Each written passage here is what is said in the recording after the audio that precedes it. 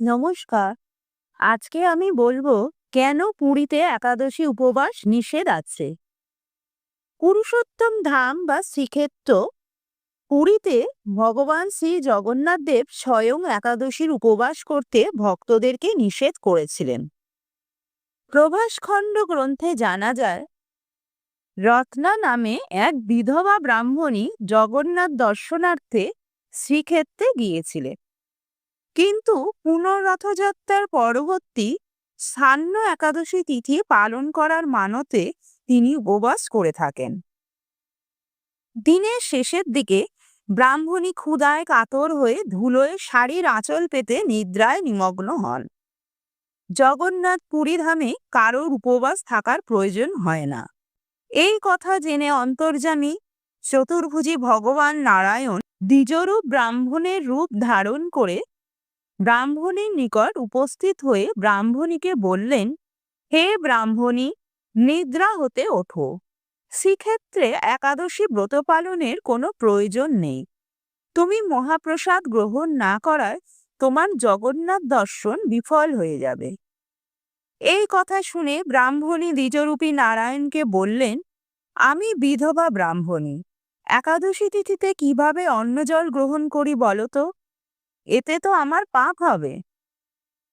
ঈষৎ হেসে ব্রাহ্মণ বললেন, তুমি বহু পরিশ্রম করে জগন্নাথ দেব দর্শনের পর প্রভুর মহাপ্রসাদ গ্রহণ না করে একাদশী মান্য করলে প্রভুর কৃপা হতে বঞ্চিত হবে।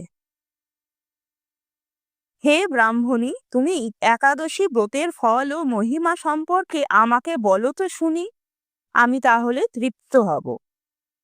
ব্রাহ্মণী একাদশী ব্রত সম্পর্কে দ্বিজকে বললেন, জন্মাবধি যদি কেউ একাদশী ব্রত পালন করে, সে দেহান্তে স্বর্গে কিংবা ভগবান শ্রীবিষ্ণুর পরমধাম বৈকুণ্ঠ গোলকে গমন করে।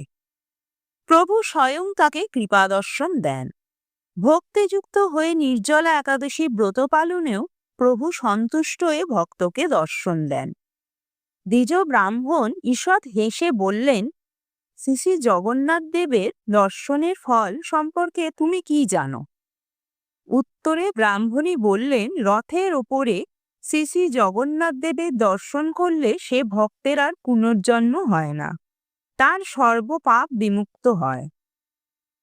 তখন ছদ্মবেশী দ্বিজরূপী ব্রাহ্মণ বললেন, তুমি পুলকিত মনে প্রভুর মহাপ্রসাদ গ্রহণ করো, প্রভু তোমার মঙ্গল করবে।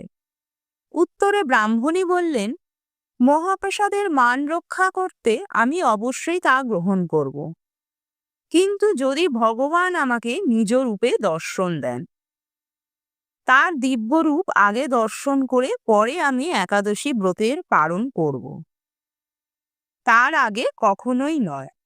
তখন মহাপ্রভু ভক্ত ব্রাহ্মণের মনের সংকোচ ও ভ্রম রক্ষার্থে তাকে দ্বিজরূপ পরিত্যাগ করে ভগবান শ্রী শ্রী জগন্নাথ দেব রূপে দর্শন দিলেন। বিধবা ব্রাহ্মণী গীতাঞ্জলি পূর্বক প্রভু শ্রী শ্রী জগন্নাথ দেবকে ভক্তিভরে প্রণাম করে বললেন, হে প্রভু, কলিযুগে শ্রী শ্রী জগন্নাথ রূপে তোমাকে দর্শন করেছি আমি। সত্য, ক্রেতা ও দাপর যুগে তুমি কোন রূপে আবির্ভূত হয়েছিলে, আমি সেই মনোমুগ্ধকর রূপ দর্শন করতে চাই। তারপর ভগবান ভক্ত ব্রাহ্মণীকে শ্রীক্ষেত্রেতে ক্ষীরোদ সাগরে বটপত্রের উপরে সত্যযুগে আবির্ভূত চতুর্ভুজী ভগবান নারায়ণ রূপে দর্শন দেন। তারপর ত্রেতা যুগে ভগবান শ্রীরাম রূপে আবির্ভূত হয়ে ভক্ত ব্রাহ্মণীকে দর্শন দিলেন। তারপরে ভগবান দ্বাপর যুগে আবির্ভূত চূড়াধরা মোহনবাসী হস্তে শ্রীকৃষ্ণ রূপে তাকে দর্শন দিলেন। সবশেষে ভগবান কলিযুগের পাবন গৌরাঙ্গ রূপে কৌপিন বহির্বাস পরিহিত অবস্থা এবং কাঁধে ভিক্ষার ঝুলি নিয়ে সন্ন্যাসী রূপ ধারণ করে ভক্ত ব্রাহ্মণীকে দর্শন দিলেন। এবং সবশেষে প্রভু তার স্বরূপে অর্থাৎ শ্রী শ্রী জগন্নাথ দেব রূপ ধারণ করে ভক্ত ব্রাহ্মণীকে বললেন যে শ্রীক্ষেত্র পুরীতে কোনো ভক্ত অভুক্ত অবস্থায় থাকতে পারে না, আমাকে দর্শন করে সকল ভক্তগণ অবশ্যই আমার মহাপ্রসাদ গ্রহণ করে। এতেই আমার পূর্ণাঙ্গ সন্তুষ্টি হয়। সবশেষে ব্রাহ্মণী সেই ভগবানের দিব্যলীলা দেখে মনের সংকোচ ও ভ্রম পরিত্যাগ করে একাদশী ব্রত ভঙ্গ করে শ্রী শ্রী জগন্নাথ দেবের মহাপ্রসাদ গ্রহণ করলেন। এতে ভগবান জগন্নাথ দেব অত্যন্ত সন্তুষ্ট হয়ে তৎক্ষণাৎ ব্রাহ্মণীকে তার শ্রীচরণে আশ্রয় দিলেন।